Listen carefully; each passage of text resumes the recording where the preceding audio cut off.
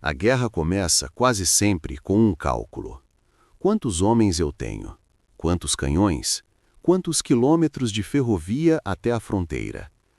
Mas a Primeira Guerra Mundial, e com ela o século XX, ensinou uma lição brutal. O verdadeiro campo de batalha não termina na trincheira.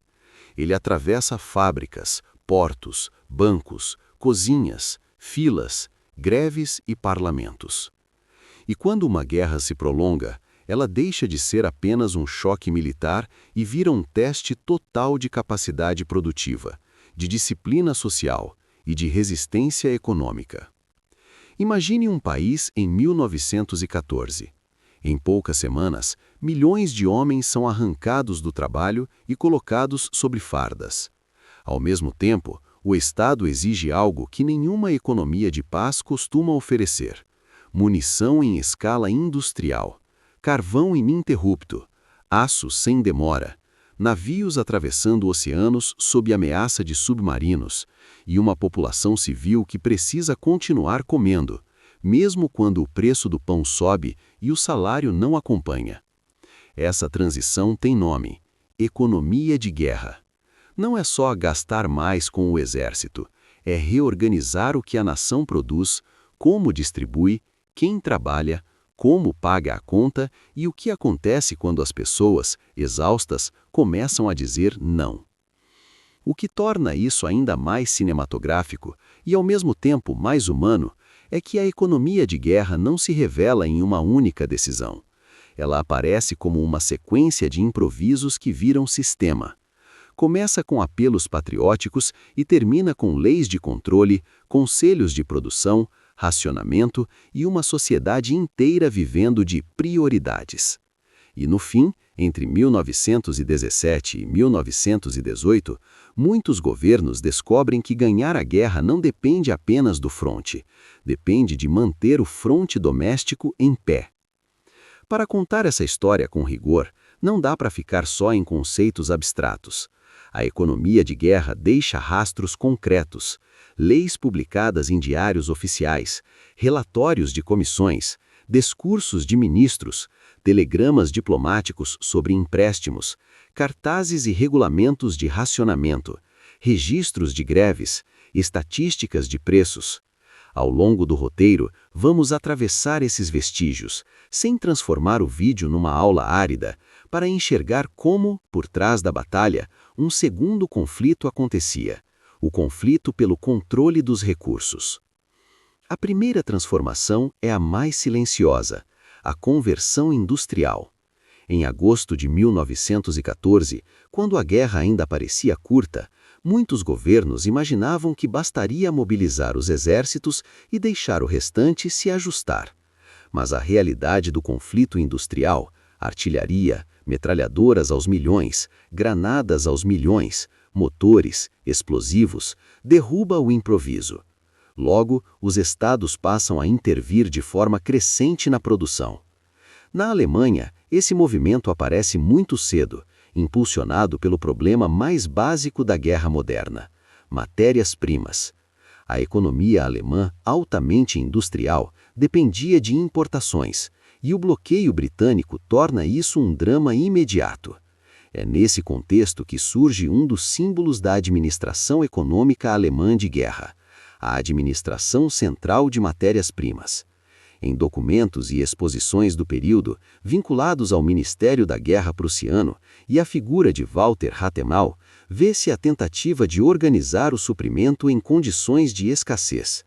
Quando Rathenau descreve, em conferência publicada a partir de uma fala de dezembro de 1915, uma fonte que costuma circular em coleções documentais, ele expõe a lógica: identificar gargalos, controlar estoques, direcionar insumos essenciais e substituir importações por produtos alternativos.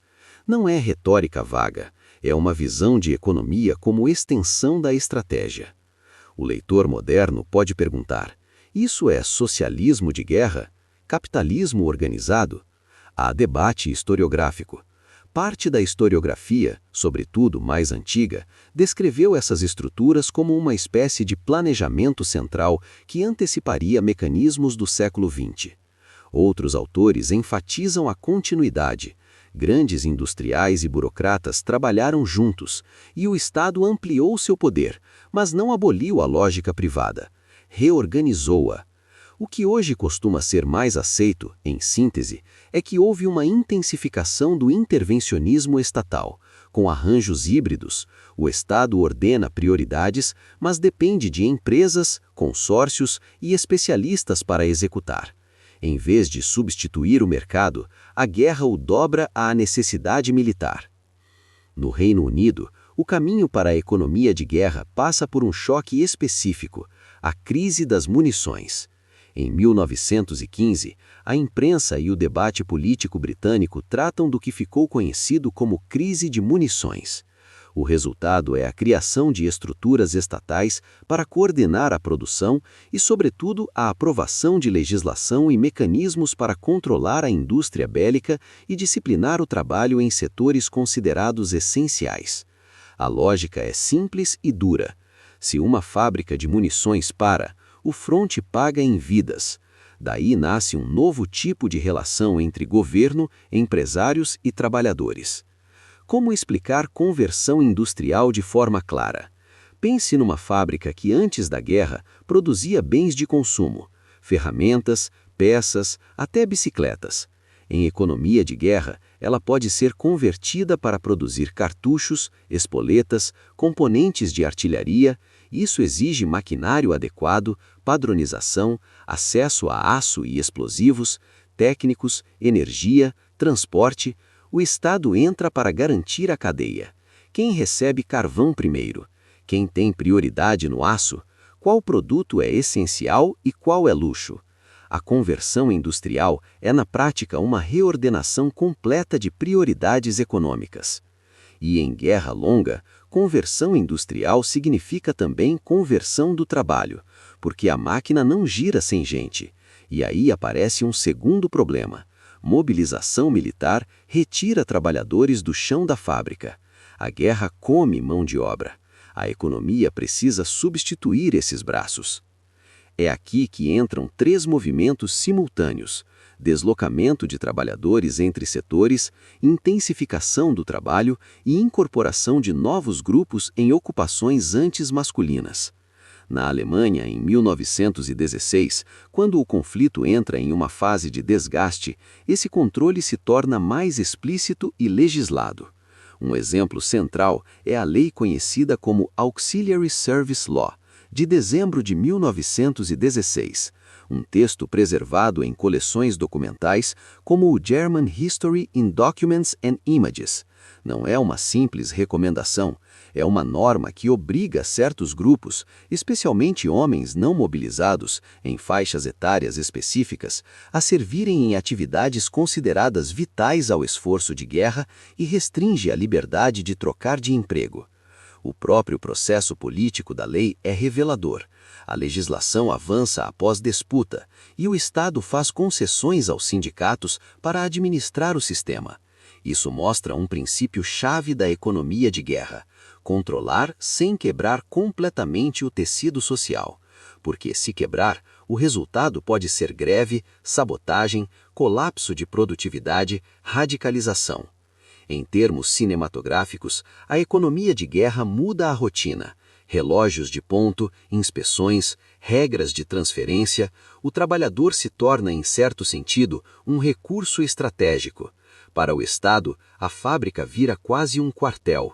Mas essa militarização do trabalho tem custo: fadiga, acidentes, ressentimento. Relatórios de saúde industrial e comitês ligados à produção bélica, como os que aparecem em compilações de estatísticas e relatórios do pós-guerra imediato, registram a preocupação com eficiência e exaustão, sugerindo que o problema não era apenas produzir mais, mas produzir sem destruir a força de trabalho. Enquanto isso, a população civil começa a sentir a guerra não só nas notícias do fronte, mas no bolso e na mesa.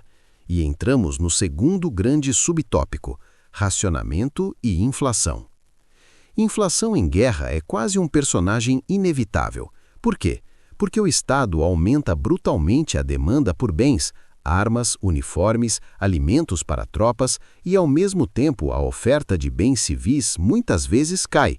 Fábricas convertem produção, importações são interrompidas, campos perdem trabalhadores. Some a isso a ruptura de cadeias internacionais pelo bloqueio naval e pelos ataques submarinos. O resultado costuma ser: preços sobem. Mas inflação não é só preço alto, é o enfraquecimento da moeda como medida estável de valor. E numa guerra longa, ela corrói a confiança social. O racionamento surge como tentativa de administrar escassez e evitar que o mercado, sozinho, distribua comida e combustível apenas para quem pode pagar mais. Racionar significa estabelecer cotas, controlar vendas, criar cartões, fiscalizar. É um tipo de justiça administrada em tempos de falta, e também é uma forma de garantir que o exército receba primeiro. Nos Estados Unidos, que entram na guerra em 1917, essa mobilização aparece de maneira documentada no próprio arcabouço legal do período. Em agosto de 1917, o Congresso aprova uma lei ampla conhecida como Food and Fuel Control Act, também associada ao Lever Act, cujo texto pode ser consultado em repositórios confiáveis, como o Fraser, Federal Reserve Bank of St. Louis, que mantém cópias digitalizadas de documentos históricos. Essa lei dá base para controle de preços e distribuição de alimentos e combustíveis e se conecta diretamente à criação e atuação de agências como a US Food Administration. O interessante, e isso aparece em fontes visuais e registros institucionais, é que a política alimentar americana combina coerção legal com propaganda e mobilização moral. Os cartazes preservados na Library of Congress falam uma linguagem direta: Food will win the war. Be patriotic. Don't waste it. Não é apenas comunicação, é engenharia social e é economia de guerra em forma de imagem, convencer milhões a mudarem hábitos, a aceitarem restrições, a substituírem consumo, a economizarem trigo, carne, açúcar. Na França, o racionamento aparece de maneira especialmente dramática a partir de 1917, quando o desgaste e as dificuldades de abastecimento se agravam. Para quem pesquisa, um caminho sólido é o Journal Officiel de la République Française, disponível na Gallica, Bibliothèque Nationale de France, onde leis e decretos são publicados.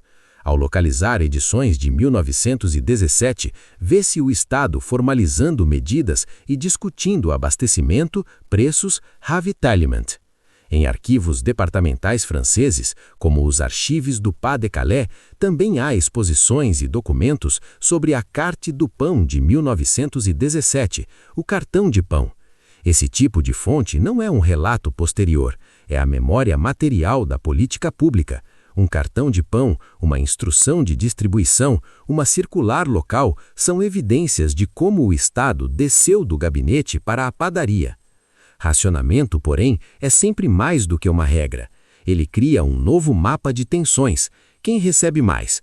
Como provar necessidade? O que acontece no mercado negro? E aí entra a inflação como combustível social. Quando o dinheiro compra menos, a sensação de injustiça aumenta. Jornais de época frequentemente captam esse clima, seja por manchetes sobre carestia, seja por notas sobre filas e especulação.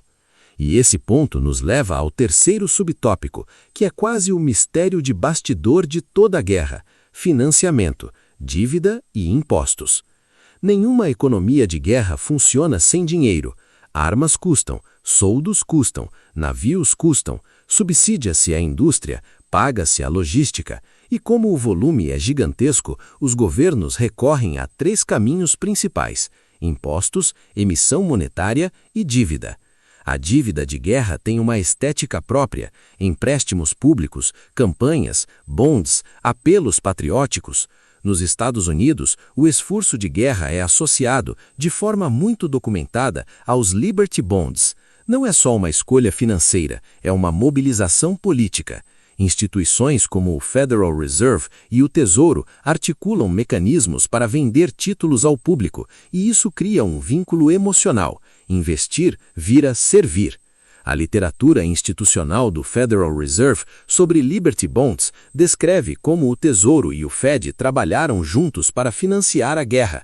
Paralelamente, fontes diplomáticas registram o impacto internacional desse sistema. Telegramas e memorandos em séries como FRUS, Federal Relations of the United States, mostram conferências financeiras, negociações e preocupações aliadas com empréstimos, câmbio, remessas e coordenação. Quando um telegrama de 1917 relata uma conferência financeira em Londres com figuras do governo britânico, o tipo de documento disponível na coleção do Office of the Historian, ele revela a guerra como problema de balanço de pagamentos e fluxo de capital, não apenas de coragem no fronte. Na prática, dívida significa o Estado pega recursos agora e promete pagar depois. Isso alivia a necessidade de impostos imediatos, mas cria um pós-guerra endividado e pressiona a inflação se combinado com emissão monetária e escassez. Muitos governos preferiram dívida, porque impostos altos podem provocar revolta política imediata. Mas dívida também tem limite. Ela depende de confiança. E confiança é um recurso que se desgasta quando a guerra parece interminável. Aqui vale um esclarecimento técnico para o público leigo. Quando falamos em financiar a guerra, não estamos falando de achar dinheiro. Dinheiro pode ser criado, mas o que importa é o recurso real: estalho, carvão, trigo, trabalho humano.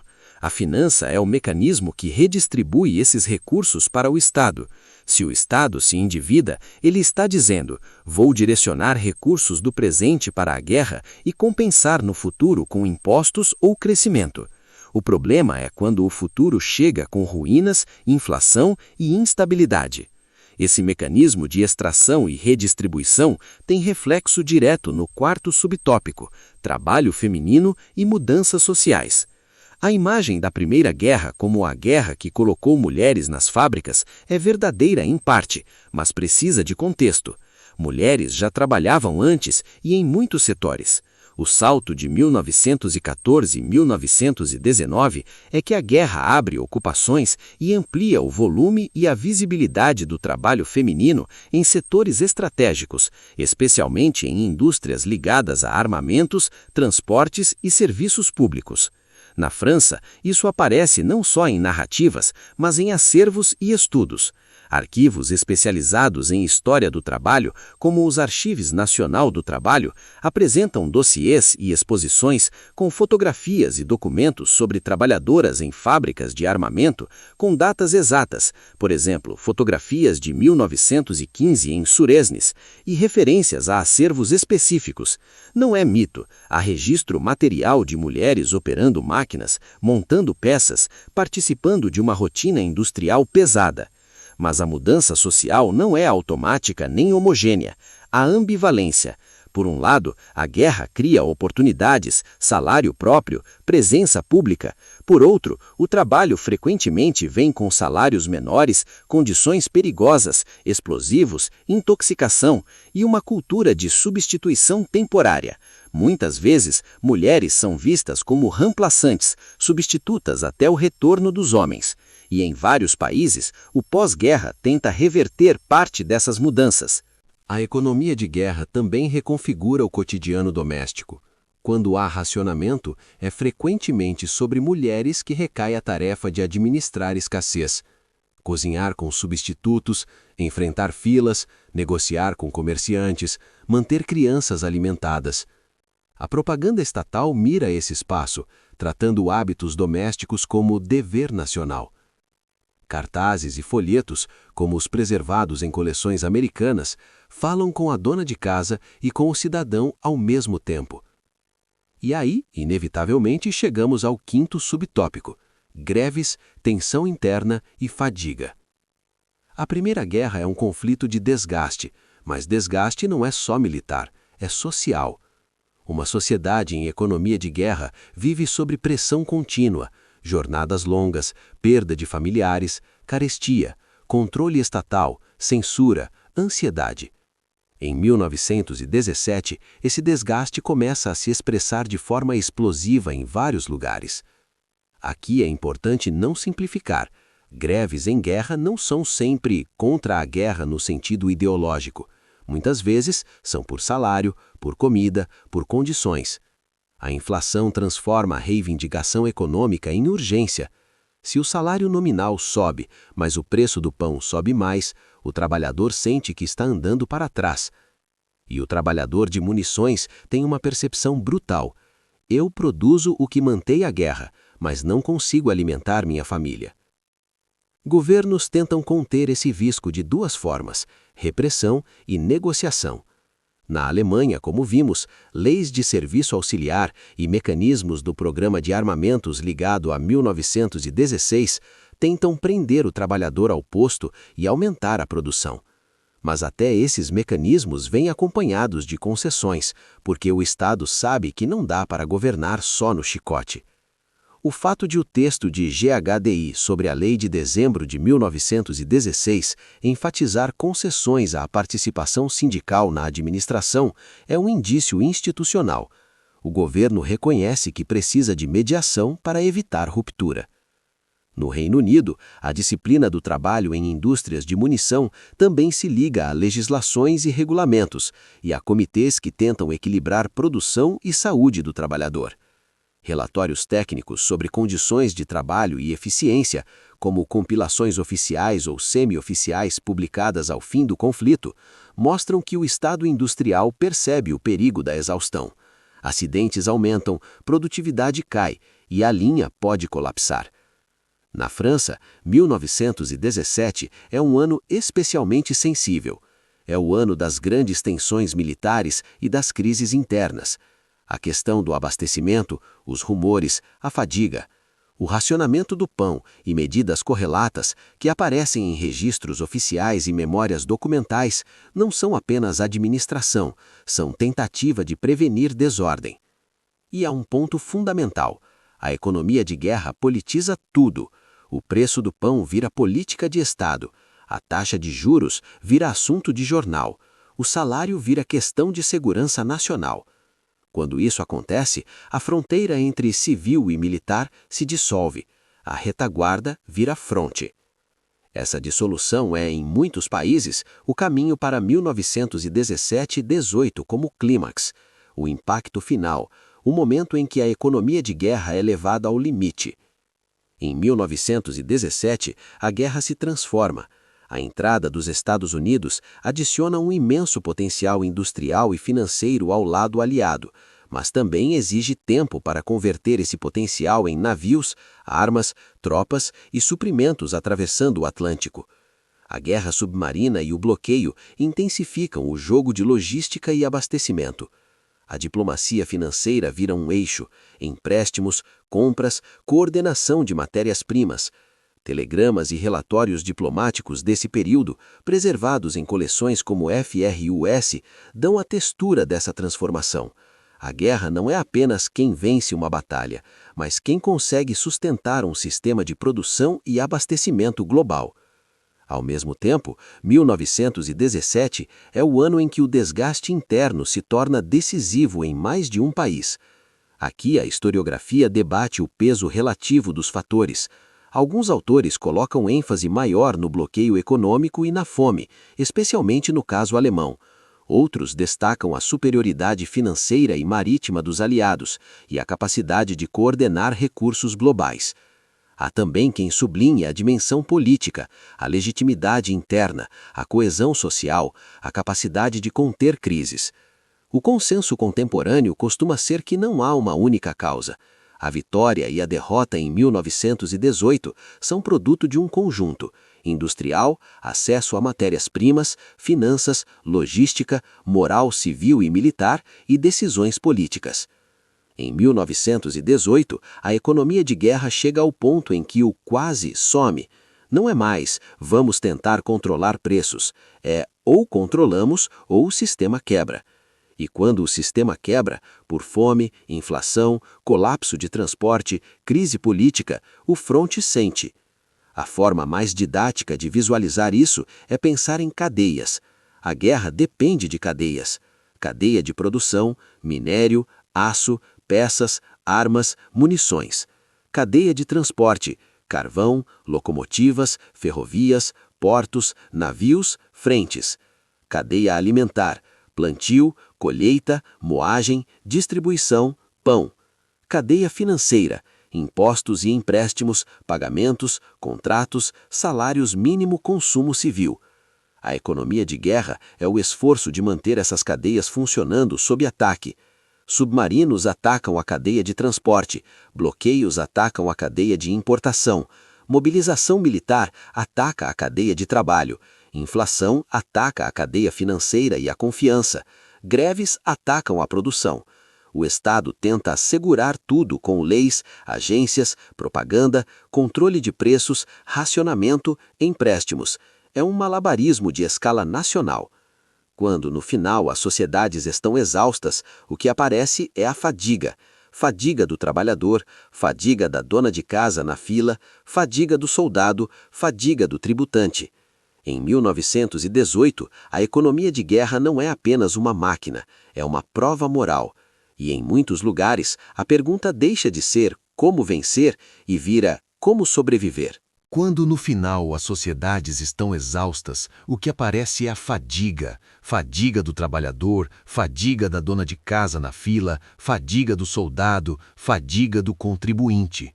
Em 1918, a economia de guerra não é apenas uma máquina, é uma prova moral. E em muitos lugares, a pergunta deixa de ser como vencer e vira como sobreviver. Esse é o ponto em que vale lembrar. A economia de guerra molda o século XX porque normaliza ferramentas de intervenção estatal e mobilização social que vão reaparecer depois, em outras guerras e em crises econômicas. Mas na Primeira Guerra, elas surgem no improviso e crescem na urgência. A guerra ensina aos governos que produzir é tão estratégico quanto combater, que racionar pode ser tão importante quanto recrutar, e que a inflação e a fome podem derrubar o que nenhum exército derrubou no campo. E para fechar a história com um último gancho, porque é aqui que a narrativa morde o espectador, pense no paradoxo final. A economia de guerra é criada para vencer, mas ela cria condições que podem destruir a sociedade que tenta salvar. Quanto mais o Estado puxa recursos, mais ele precisa justificar, vigiar, punir, negociar. Quanto mais ele controla, mais a população percebe que a guerra está dentro de casa. E quando 1917-18 chega, a pergunta já não é só quem tem mais canhões, é quem consegue manter o país funcionando até o último dia. Se a Primeira Guerra foi a primeira guerra industrial total, então sua economia foi o verdadeiro motor e também o limite do conflito. No fim, o resultado militar é inseparável da história das fábricas convertidas, das moedas corroídas, dos empréstimos vendidos como patriotismo, das mulheres que entraram em trabalhos perigosos, das greves que ameaçaram a produção e do cansaço que se espalhou como fumaça. É nesse cruzamento entre aço e pão, entre dívida e disciplina, entre propaganda e fila, que a guerra moderna se revela por inteiro.